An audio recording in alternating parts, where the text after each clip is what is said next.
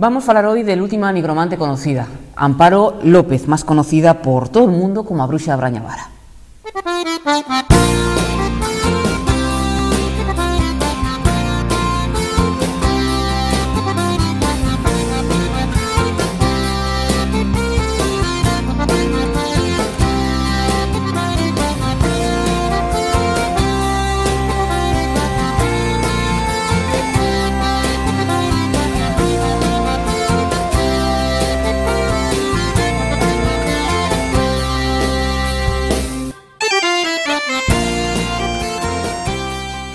Tócanos hoy acercarnos a Boal, al núcleo de Brañavara, en el que vive apenas unha quincena de veciños. É un sitio abondo conocido por as referencias que todos temos de Amparo López Fernández, unha muller que morreu fai 15 anos, de estatura media, dun color de ollos entre el azul e el gris, solteira, que tuvo vellas e vacas e que por eso cotizou a Seguridade Social nel réximen especial agrario e que, como el resto da xente, puido xubilarse chegada a edad. Pero, máis que por isto, Amparo é conocida en todos os sitios como a Bruxa de Brañavara. E, dice Fredo de Carvexe, un dos estudiosos da súa figura, é a última nigromante conocida e inspiradora dun respeto fondo a un xeógrafo que falou de Amparo na caridad, dentro de la actividade chamada el Parque Fala, coa que el Parque Histórico del Navia, a Fundación del Parque Histórico, quer promover a normalización nel uso del gallego asturiano. Digamos que se trata dunha persona singular, con características específicas e que tuvo unha popularidade importante no occidente de Asturias. Esta muller naceu en pezos del siglo XX, naceu en el año 1917 e muriu a empezos del ano 97, durou casi 80 anos.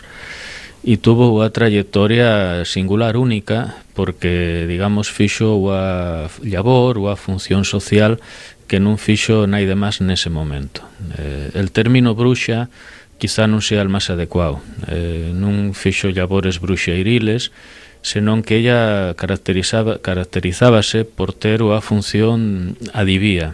Ella, sobre todo, adiviaba problemas, as causas de moitos problemas que lle consultaban os vecíos e non tan vecíos, porque tuvo un alcance importante a distintos concellos del occidente. Incluso sabía que iba a pasar en determinado plazo de tempo a determinada persona ou determinada familia. Tía esa capacidade de buscar problemas, buscar as causas e adiviar cousas que iban a suceder. Isto enlaza con unha tradición chamada nigromante, que consiste en ter unha capacidade especial que moi poucas persoas la tían, e era a de contactar con persoas difuntas. Según a súa teoría e o seu funcionamento, boa parte dos problemas que reciben os vivos tan causados por as almas ou os espíritus dos mortos. E iso básase nunha razón importante, e é que esos mortos tían, digamos, a previsión de que se iban fer unha serie de rezos, de misas por parte dos vivos nel momento de fallecer, e, sin embargo, quedaban sin fer. Entonces, esas almas ou espíritus, non tendo rezos feitos, non alcanzaban a súa paz eterna, o seu benestar nese mundo posterior al da vida, non? E ella era capaz de contactar cos difuntos. Entonces, con ese contacto sabía que estaba sucedendo, que rezos, que misas faltaban a determinadas personas que podían haber morto hai pouco tempo ou non tampouco, irse para atrás no tempo, e solventando esos rezos pendentes, garantizar a súa paz, o seu benestar nese outro mundo, non? Ese era o seu contacto, e fielo de noite, además. Eso non se lle podía pedir que lo fixese de día, senón que por as noites ella contactaba col trasmundo e buscaba que rezos, que misas había pendentes para esos difuntos. Outra faceta era a de adiviar cousas que iban suceder aos vivos en determinado tempo, non? E así hai múltiples anécdotas que relatan previsións que ella hacía e que despois se cumplían e que a xente quedaba sorprendida e, bueno, sentindo respeto por os seus pronósticos sobre cousas que pasarían. E por que medios fía ella estas adivinacións? Que sei eu? a bola de cristal na que pensamos, as conchas, non sei se había algún sistema que lle servise para contactar con os mortos ou con esos pensamentos que lle chegaban a ella e que explicaba a xente que lle consultaba. Realmente hai que pensar que en Brañavara nunca houbo labores del tipo dos que nos pode suxerir a palabra bruxa. Por eso el término bruxa quizá non sea adecuado, aunque foi un término popular. Non había instrumentos, non había rituales, non había obxetos que tuvesen simbolismo, non se pasaba al agua, non había nada deso, nunca lo houbo. E por máis que se fixeron entrevistas a vecíos, naide dixo nunca que houvese nada. Hai que pensar que nunca lo houbo. Sencillamente, el seu contacto cos difuntos ocurría de noite e na intimidade da súa casa. Pero sin máis, non había ningún ritual específico conocido, ni ningún obxeto que facilitase eso. Quizás ella, nun momento determinado, en determinado estado personal, alcanzaba ese contacto e transmitíalo despois como solución aos consultantes al outro día. Por eso a noite era o seu momento de contactar, pero non hai ritos, nin espacios, nin cousas físicas que permitan asociarlo a rituales dese tipo. É distinto, é simplemente ella por sí misma. Chegache a saber cando se dá cuenta Amparo de esos poderes que ella tía ou decía que tía? É difícil precisar un momento nel que haxa a visión dos poderes que ten ou que traslada aos demás, non? Parece haber aspectos perceptivos xa desde nena en algún caso e sendo moza de forma un pouco máis chamadeira tamén. Hai relatos nese sentido. E iso guarda relación con ter, digamos, percepcións relativas a personas non vivas. Hai algún relato que fala de que sendo nena houbo algunha percepción, despois que sendo moza houbo a máis nítida, máis clara, e a partir de aí, en parte, supónse que motivado por as consultas recibidas, veía afianzándose e lo que podían ser percepcións ocasionales pasan con el tempo a ser percepcións sistemáticas, previas consultas e con respostas organizadas aos consultantes. É dicir, pode que cousas aisladas se vayan convertindo nun sistema e nunha función social que lle ocupa boa parte del tempo na súa trayectoria vital. Teño entendido que ella era soltera, que vivía con a madre. A madre chegou a vivir el éxito, entre comillas, de Amparo? Amparo foi filla de madre solteira, filla de Rosa, de Brañavara, e conviviron durante bastante tempo. A madre e Amparo conviviron décadas. Sin embargo, parece ser que el punto forte de Amparo con a súa proyección máis con maior alcance foi despois de que a madre morise, ¿no? El éxito de Amparo a efectos de alcance a distintos concellos, incluso ciudades del noroeste da península, incluso veron de Madrid periodistas entrevistalla. Pois eso foi despois, rondando Amparo 60 anos, máis ou menos, de edad, e Rosa xa non estaba viva nese momento. É dicir, a explosión, a forza de Amparo prodúcese en momentos posteriores a que Rosa xa non está. Como era Amparo de carácter? Que pudiche saber? Bueno, el carácter de Amparo parece ser que tía certo xenio, pero non tanto coas persoas da súa edad como coa xente nova. Parece ser que coa xente nova se poñía máis enérxica, que fía algunha expresión relativa a carácter árido, e que aos nenos que en cuanto lle fin algunha travesura, algunha cousía de nenos, sin máis, pois parece que descargaba con forza e que fía algunhas, digamos, premonicións que aos nenos quedaban pasmaos, claro, intimidábalos, non é pa menos. Parece ser que hai un carácter respecto aos nenos un pouco especial. Respecto ao resto de xente, vecíos e demás, bueno, pensemos que a vida entre vecíos, que hai rifirrafes con algunha cousía, pois que ao mellor un prao, as vacas, el agua, bueno, lo propio de que pode haber nun pueblo. E despois, bueno, xente que cree, que dice, bueno, pois eu penso que sí, que lo que decía ella tía fundamento e hai que creer, e outros que lo rechazan dicindo, no, pois eu non creo nesas premonicións, non? En ese sentido, a persona con carácter, quizá un pouco máis exaltada cos pequenos, cando lle fían algunha trasnada, e col resto dos vecios como pode ser en cualquier outro lugar. Eu non sei, moitos curanderos, cando vas a arreglar un brazo, non cobran a voluntad, si la cobran. Non sei se era el caso de Amparo, e a pregunta é de que vivía. Sí, Amparo, con tempos de Rosa, sendo Amparo nova, tían algo de gado.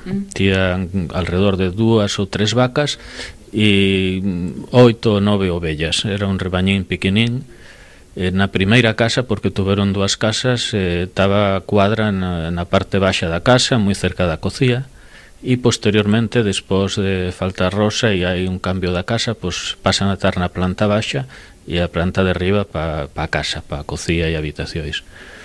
Realmente el gao sempre foi pouco e, según se dice, e é unha afirmación bastante contrastada, os ingresos principales de Amparo vían das consultas, máis que del gao, que era un rebañín pequeno de ovellas e daba pouco de sí. E esas consultas tían formatos distintos, porque non había unha tarifa establecida e el concepto voluntad é adecuado. Realmente decíase, bueno, a voluntad de quen consulta e según a baremación que cada cual fai del valor dese consello, desa premonición feita. Os produtos eran distintos. Había algunhas persoas que, por motivo que fose, preferían pagar en cuartos, fíanlo en cuartos, aunque quizá non fose el método preferido de Amparo. Recibía máis das cousas a través, chamémoslle, de regalos. Regalos que eran cousas da casa, comida de distinto tipo ou algún obxecto para ter por a casa, non? Era basicamente a voluntad en especie. Cabe pensar que fose preferido porque a súa formación e o seu manexo de números e textos era prácticamente nulo, prácticamente non existía, e en contraste máis fácil de xestionar algo de comida que non cuartos que tens que transformar en comida despois comprando, non? É dicir, esa había a limitación e quizás el tello en especie fose máis adecuado para o seu manexo da vida da casa. Por que motivos chega a reputación de Amparo a Madrid, por exemplo? El boca a boca? Hai varias vías para ter ese alcance grande que vei máis alló de Madrid. El alcance de Amparo saliu de España. Unha das vías é el comentario dos vecíos, e hai que pensar que os vecíos a veces ten a súa residencia toda a vida nos pueblos da beira, pero noutros casos esos vecíos vanse. Cambian para ciudades, cambian para Madrid, e algúns de ellos, boa zona de migración, cambian para Europa a mediados del siglo XX e habían cambiado para América en pezos del siglo XX. De forma que el alcance ve acumulándose e el rodar da historia dá lugar a que se veña de lonxe, de noroeste da península, incluso de Madrid ven periodistas da revista Triunfo a entrevistalle e sacanlo na tirada nacional. Tamén en Madrid hai familias del Concello de Boal que están residindo allí e que ven bella ocasionalmente desde Madrid. Pero además hai americanos que desde distintos países, cando fain a súa visita ao lugar de nacemento a Boal, acuden a Brañavara. E os emigrantes non están sin contar del seu pueblo nesos países que cousas hai ou que personas hai específicas. Lo mismo en Centro Europa. E hai casos de personas de outros países que pasan por Brañavara ou ven consultar ou ven de visita e que, bueno, que hai constancia de que eso ocurriu. Tía clientes habituales que repetían as consultas? Moitos. Hai consultantes que con determinado tipo de problemas van á súa casa e poden ser problemas relacionados co gao, problemas relacionados coa casa, con que de noite hai determinados ruidos ou determinadas cousas que non entenden, e entonces queren ver se ella dá explicación para eso que está difuso, que está desconocido, a ver como interpretar eso e como poñer remedio. El alcance foi de vecíos, del Concello e de outros concellos del Occidente. Podemos decir que el Navia eu prácticamente todo ela puido conocer, máis ou menos intensamente, e incluso fora dei é probable que tamén alcanzase a comarcas vaqueiras ou que picase en Galicia, é probable. Aparte de que tuvese, supoño, a gran intuición, tamén dá a sensación de que era unha muller, por lo que cuentas, moi conectada con a terra, ¿no? Bueno, ella conocía ben as serras, conocía ben a Serra da Bobia e realmente debeu salir pouco da súa parroquia na vida, probablemente salise pouco. Acudía a ferias e mercados, en Donova sobre todo, como fían el resto de mulleres de Brañavara e de outros pueblos da Serra da Bobia, iba aos mercados e vendían os escarpíos, que era tradición fer nas casas escarpíos de allá, escarpíos blancos, e que na zona da Marina, sobre todo na Veiga e, bueno, incluso en Boal, pues eran bastante apreciados, ¿no? Esos eran desplazamentos, podemos decir que semanales ou quincenales, e non moito máis allá, é dicir, non hai que pensar que fose unha persona que viaxou moito, que non foi ese el caso, sino que ese conocemento e esa relación coa xente era basicamente na inmediatez, en el territorio inmediato, parroquia, concello e pouco máis. Tuvo a muller que la seguiu, non, nas súas enseñanzas, unha especie de discípula, que non sei que foi della, si chegou a ejercer de verdad. Bueno, aquí hai que precisar algunhas cousas, vamos a ver. Amparo é a última nigromante conocida, non hai unha trayectoria posterior. Con ella probablemente se acabase a trayectoria que foi máis frecuente en personas ao largo del siglo XIX.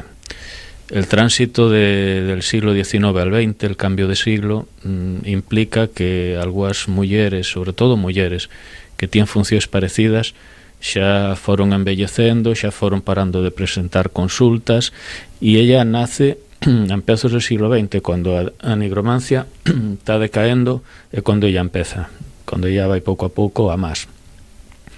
E non hai unha sucesión de Amparo. Non hai unha sucesión de Amparo, non hai sucesión conocida, non la hai. Por eso el término que usaba, bueno, hai pouco al falar desto, de epílogo, realmente parece ser el epílogo nigromante. E aunque haya alguna vinculación de personas na súa trayectoria que tían interés nel tema, que houve al menos 2 personas con interés, non chegaron a ocupar el seu sitio, a ser sucesión de Amparo. Non hai sucesión de Amparo. Podemos falar de que tuvo pues, súa amistad ou amiga que vía del concello de Vilanova de Ozcos, chamada Irene, e que pasaba días en Brañavara e que realmente colaboraba nesa comunicación de solucións, de rezos pendientes da xente, pero eso é un papel moi básico frente a lo que supón poder contactar cos difuntos. É dicir, é unha tarea de apoio a quen realmente contacta cos difuntos e sabe que rezos hai pendientes, né? Era un complemento. E despois ten outra persona que, bueno, chega a ter un afillao e el irmão del afillao pues, tamén veía Brañavara e vincúlase a esa labor con Amparo, pero tampouco hai constancia de que chegase a contactar cos difuntos, é dicir, son papeles secundarios ou de apoio al papel central da maestra que é a quen pode contactar co ellos. E eso, según a tradición oral, según se relata, guarda relación con temas del bautismo. Parece ser que así se relata, que cuando un cura bautizaba a un pequeno llevando a estola de color negro, ese neno nacía con capacidad para contactar cos difuntos. Es el relato que circulaba e que sigue circulando, ¿no? Entonces queda a cousa, digamos que con Amparo ponse punto final a quen ten capacidade de contactar cos difuntos. E xa falando del territorio e del desarrollo del territorio, Boal, Brañavara, sería lo mismo si non houvese existido Amparo? Que pensas como xeógrafo, Alfredo? Hubiera sido menos conocida. Sí, Brañavara hubiera sido menos conocida sin unha persona con esa capacidade ou con esa popularidade. Sin duda, poderá ser como hai outras brañas moi cercanas, Braña de Sella, Braña Llibrel, podíamos seguir relatando nomes, pero creo que pon un punto de singularidade nel espacio e nel tempo. Pon singularidade nel espacio porque é un pueblo moi achegado a Bobia, é o pueblo máis alto del concello de Boal, a 760 metros, lo que é o centro del pueblo aproximadamente de altura. E despois eso ocurre nun momento en el que digo que os nigromantes xa están desaparecendo del mapa e é cando Amparo aparece en escena, ¿no? Entonces hai a singularidade no espacio pegada al Filso, pegada aos montes grandes da Bobia, e nel tempo porque lleva un desfase de varias décadas respecto a lo que a tradición que había noutros pueblos, pero que en Brañavara ocurre bastante despois. Quería preguntarche, porque falabas antes del bautismo a capa negra e a posibilidad de contactar con os mortos, que se me puxeron os pelos así de punta. Non sei se foi el caso de Amparo ou si sempre se conta de leyendas, ¿no? Lo que pasou con o nacimento, lo que pasou en algún momento determinado da vida, que pode marcar el devenir dunha persona, ¿no? E as súas facultades. Houbo algo desto na vida de Amparo? Realmente eso é unha faceta desconocida. Non se pode decir que non houbo estola negra, porque non hai constancia dello. Eso, digamos, que se aplica a esas personas con esa capacidade. Pero eso é a tradición oral. Acercar a tradición oral a demostración de se ocurriu ou non, estamos falando de cousas de hai un siglo e que é o aspecto que non estaría recollido en ningún lugar, se entende, non?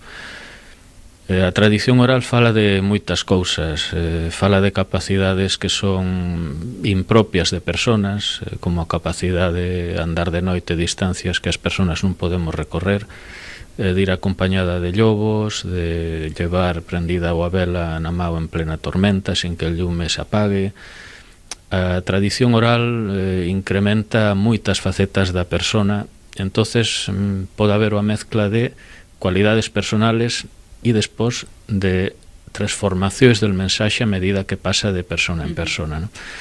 Hai moitas máis cousas que se poderían decir, pero van a quedar na penumbra e non se ve fácil que se poda apalpar eso dentro da penumbra, ¿no? Que foi o que máis te chamou a atención de todo o que viche e supiche cando empezaste a estudiar a vida de Amparo? Son moitas as cousas, realmente.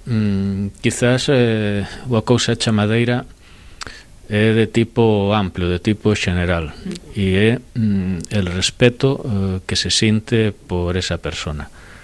El respeto pode estar detrás de expresións de creo en lo que decía, cuidado que si lo decía algo había, ou expresións del tipo no, eso son cosas que se lle ocurren e que non ten fundamento. Pero en cualquera dos casos as persoas sinten dentro a especie de emocións, de pensamentos que la ten moi en valor, con máis ou menos creencia, pero hai un respeto fondo, moi profundo, hacia a persona que ten esa forma de vida e que é capaz de ter ese alcance na súa función, que además é unha función única, non? Hai un respeto moi fondo na xente entrevistada e iso é quizá lo que me quedo con ello, ¿no? Con un respeto fondo.